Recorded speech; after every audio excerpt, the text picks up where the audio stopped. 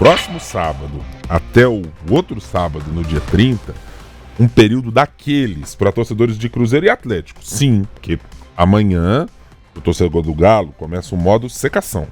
O torcedor do Cruzeiro vai para o modo decisão. Na outra semana... Os papéis se invertem. Exatamente. Aí é o torcedor do Cruzeiro no modo secação, o torcedor do Galo no modo apoio incondicional. Incondicionalmente, quem está aqui para trazer informações... Nosso apoio incondicional, Fred. É sempre Alfred Teixeira. Tá aqui com nós. Oi, Fred. Bom dia para você. Bom dia, obrigado pelo apoio, Dri, Guilherme. Incondicional. Exatamente. E nós do esporte adoramos, né? Esse clima de decisão, tanto para Atlético quanto para Cruzeiro. Claro que agora, nesse final de semana, vulgo amanhã, o Cruzeiro no jogo que é considerado o mais importante dos últimos 5 anos da sua história recente, pelo menos. Pode até falar coisa maior, em função de todo o processo de reconstrução que o Cruzeiro passou. A gente sabe toda a história. O Cruzeiro esteve próximo até a cair para a Série C, essa é a grande verdade. Rondou ali a zona de rebaixamento da Série B do Brasileiro e agora está de volta a uma competição, uma final, uma decisão de competição continental. O Cruzeiro não tem muitas dúvidas, Fernando Diniz já falou isso, mostrou que já tem praticamente o time definido para entrar, faz aquele suspense, aquele mistério que faz parte do jogo também, mas não deve fugir muito da base que ele vinha usando nas principais partidas, tanto da própria Sul-Americana quanto do Brasileiro. A grande questão, a interrogação que eu penso que ainda existe é em relação aos volantes. Quem serão os volantes? Lucas Romero é certeza absoluta. O companheiro dele, que é a dúvida, o Wallace ou o Lucas Silva. O Lucas Silva foi utilizado pelo Fernando Diniz em alguns últimos jogos do Brasileiro, foi muito elogiado pelo treinador, aquele jogador que também faz o papel de capitão em campo, mesmo sem ser com a braçadeira no momento, representante do treinador. Então pode ser que talvez essa novidade aí em relação ao time titular. E o Cruzeiro, quem está no nosso YouTube, está vendo as imagens aí do treino já em Luque, lá no Paraguai. Cruzeiro fazendo tudo possível para levantar essa taça.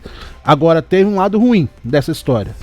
Torcedores do Cruzeiro foram surpreendidos na noite de ontem, muita gente já no Paraguai e outros a caminho, com um comunicado da Conmebol. Imagina, falando que os ingressos haviam sido suspensos e o valor pago estava reembolsado. Nossa, mano. E quem já tá lá? Porque tem gente que tem lá. Eis a questão. Lá, né? Sim. A questão eles alegam uma questão de segurança. O que aconteceu? Na venda dos ingressos, existe um setor específico para a torcida do Cruzeiro e outro específico para a torcida do Racing.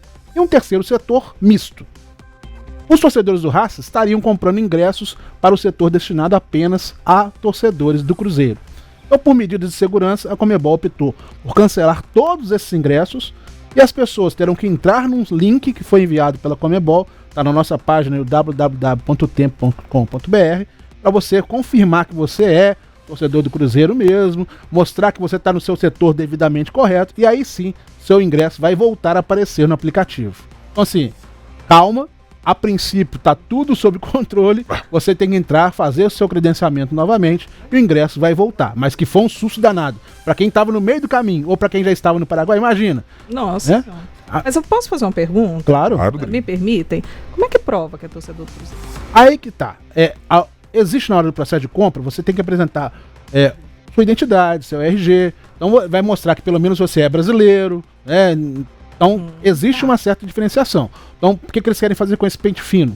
Que não haja infiltração, vamos dizer assim, de torcedores argentinos no setor específico destinado à torcida do Cruzeiro. Vamos torcer para que tudo corra bem e não tenhamos nenhum tipo de distúrbio, de problemas nas arquibancadas durante o jogo. Eu já sou um dos capitães da campanha pelo fim das finais únicas na América do Sul. Acho que não faz o menor sentido logístico, geográfico, histórico, do ponto de vista de rivalidade. Isso aqui não é a Europa, é outra conversa.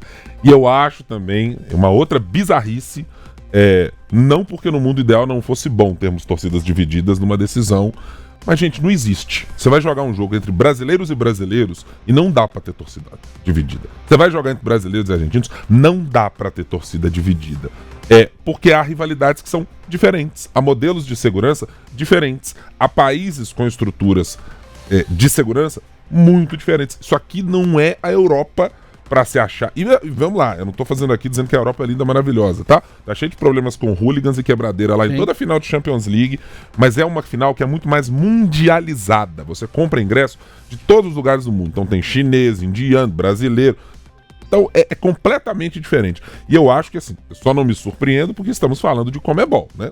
Tem credibilidade para organizar evento, para pensar soluções para o calendário sul-americano, desse tamanhozinho. Mas essa decisão tá aí. Pelo menos a torcida para que esses torcedores do Cruzeiro, gente que tá fazendo aí das tripas coração e as loucuras mais inimagináveis para ver o time numa final de campeonato internacional, que consiga esse processo da Conmebol ser minimamente ágil, para não deixar o cidadão na porta do estádio, o ingresso comprado com tudo, sem saber se vai poder assistir o jogo. Exatamente, você falou bem, se você não é um só, não, tô nesse grupo aí que defende essa questão do fim do jogo único, porque você está juntando um time brasileiro e um argentino lá no Paraguai.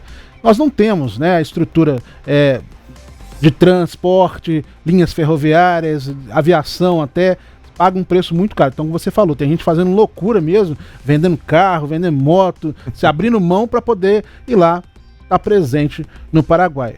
O ideal é voltar como era antes mesmo. Decisão em 2 jogos, na casa do time local, e depois na casa no Brasil, no caso específico do Cruzeiro, e na Argentina. Até porque o torcedor que acompanhou a campanha inteira chega no melhor na hora do filé, ele tá alijado, não pode participar. Mas a conversa de que para a Conmebol, assim como é para a CBF, patrocinadores importam mais do que o principal, que é o torcedor, que é o sujeito que vai lá e mata, não literalmente, tá? Só pensa nisso aqui, ó, só no dinheiro. É isso aí. Fred, vamos aproveitar para falar sobre o Galo também. E tem uma questão que tá me chamando mais a atenção nesse momento. Claro que as atenções estão voltadas para o brasileiro e muito mais para a decisão da Libertadores, mas assim, o Everson tem uma chance mesmo de deixar o gol do Galo? Porque o ano de 2024 do Everson é espetacular do ponto de vista individual. Não pode não ter a conquista da Copa do Brasil, talvez tenha ou não tenha da Libertadores. Mas o ano que este cara está fazendo é impressionante. O Everson é um dos símbolos do Atlético, é um jogador que está no Atlético já há muitos anos, 272 partidas, e essa temporada teve problemas de lesão, mas mesmo assim é um dos que mais atuou em todo o elenco do Atlético e tem feito uma reta final de temporada, sim, sensacional. Mesmo o Atlético, nas derrotas que o Atlético tem, ele tem se destacado. E tem muitos jogos que o Atlético não sequer toma gols, exatamente pelas atuações do Everson. Existe a chance, sim. O Everson tem contrato com o Atlético até o final do ano que vem. Só que, aquela velha coisa, pela legislação, ele pode assinar um pré-contrato com uma nova equipe já a partir de julho. E aí, o poder do dinheiro, né? O Grupo City, que hoje está controlando as ações do Bahia, estaria interessado no futebol do Everson. Nós entramos em contrato com o Atlético, entramos em contrato com o empresário do jogador, nenhuma das partes assume essa negociação. Não afirmam que não foram procurados para fazer essa transferência do Everson. Mas é aquela história, né? Não é a primeira vez que o Bahia fala no nome do Everson. Existe sim a possibilidade dele ser remanejado, vamos dizer assim. O Everson tem um salário bom no Atlético, só que a quantia que está sendo proposta é praticamente impossível do Atlético cobrir. E além de tudo, por um contrato de 4 anos. O Everson já não é um garoto, mas para goleiro a gente sabe que os goleiros conseguem atuar em grande nível até 40. Cássio e Fábio estão aí dando exemplos exatamente disso. Everson pode ser muito um desses. E o Bahia sofre com questão de goleiros. O Marcos Felipe é o goleiro titular do Bahia nesse momento. Não inspira lá tanta confiança aos torcedores da Boa Terra. Nem um pouco. Principalmente quando a comparação for feita com o Everson, há uma distância muito grande para isso. Mas o Atlético já falou, tem interesse já em renovar o contrato do Everson, ou seja, não está disposto a abrir mão do seu principal goleiro. Claro, o Atlético tem o Matheus Mendes, é um jovem promissor, ok, mas não dá para você abrir mão de um goleiro do nível do Everson, apesar de que ainda tem torcedor, por incrível que pareça, que ainda pega no pé do seu goleiro. Acontece, eu conheço torcedores que às vezes não gostam dos goleiros, dos ídolos, assim. Eu entendo o que é este torcedor do Galo, mas acho que o Atlético entrou em alguns anos numa rota de ter bons goleiros. Depois de passar por anos aí de Juninho, Carine e tantos outros, Com o Vitor, com o Rafael, com o Everson, a coisa engrenou. Então eu tenho certeza que tem muito torcedor dizendo assim, não, mexe em muita coisa, mas não mexa com o Everson. E um detalhe, quem tá no nosso YouTube tá vendo a matéria que tá no nosso portal, o Everson também vai ser julgado na segunda-feira pela expulsão contra o Vitória. Lá na Arena MRV, aquele jogo fatídico, o Atlético estava vencendo por 2-0 e permitiu o empate do Vitória. Ele vai ser julgado e corre risco de pegar a punição de 1 a 3 jogos. Aí desfalcaria o Atlético na reta final. Calma que não valeria essa punição para a Libertadores, valeria apenas para o Brasileirão. Vamos acompanhar também e vamos publicar, assim que tiver o resultado do julgamento, no nosso portal, acompanhando toda essa história do Everson também. Para fechar, tem América? Tem América. América é aquilo que eu falei com vocês ontem. É um jogo que teoricamente já não vale mais nada, América e Brusque, só que tem uma série de atrativos à parte. Por quê? A partida vai marcar 2 despedidas importantes, pelo menos. O volante Juninho, é o jogador que mais atuou pelo América na história, e o meia Moisés. O Juninho ainda vai continuar jogando, deve se transferir para o Goiás. O anúncio não foi feito, mas tá tudo certo, ele vai defender o Esmeraldino. Já o Moisés anunciou a aposentadoria. Então vai ser o jogo de despedida. Vai ser feita uma série de homenagens ao Moisés, vai ser a festa do adeus. A gente espera que seja pelo menos com uma vitória, para que esse momento da despedida tanto do Juninho e do Moisés seja pelo menos em alto estilo, né? A gente sabe que é complicado, o torcedor ainda está revoltado, está chateado por não ter tido vindo acesso, mas pelo menos para ir lá homenagear os seus jogadores. 2 grandes. É importante. 2 grandes, acho que da história do América. O Moisés menos pelas conquistas, mas o Juninho, meu Deus do céu, ele precisa ser lembrado muito pelo torcedor da América, pelo acesso à Série A, por participação em Libertadores. É muita coisa na história do Coelhão mesmo, assim, um baita jogador, um baita profissional. Fred, um abraço pra você, a gente se fala. Pra vocês também, segunda-feira estaremos aqui falando ou do título do Cruzeiro ou da decepção da torcida que foi lá na Argentina, em Paraguai, contra o Racing. Torcemos para que seja a primeira opção.